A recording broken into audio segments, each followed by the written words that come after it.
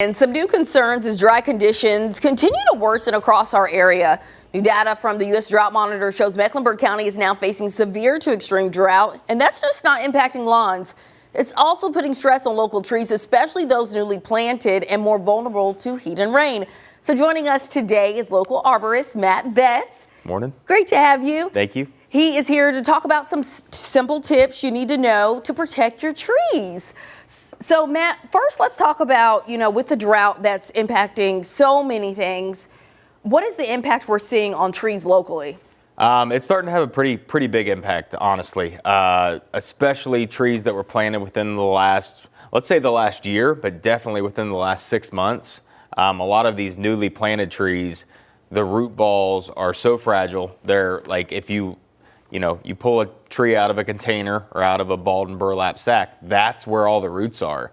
So it takes a matter of days of dry weather for those roots to start drying up and then become stressed. And it's hard to reverse that sometimes. So water's pretty critical right now. So how do you know your tree is at a level where you need to, amp up what you're doing?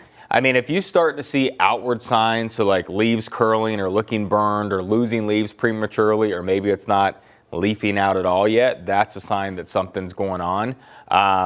But you can also, you want to get ahead of that. So you want to be on top of your watering, because by the time you start to see signs, it may be too late to reverse it. Let's talk about those newly planted trees. I know those are at risk typically the most. What are some things that people can do? Definitely. Water's critical. So we've got a couple options. I brought kind of a prop here to utilize. So this is a watering bag that you can get this locally through like a landscape supplier. You can get it online, $20 a piece or so. So what this does, it allows you to place it around the tree, and you can fill this bag up with, I think it's about 25 gallons of water.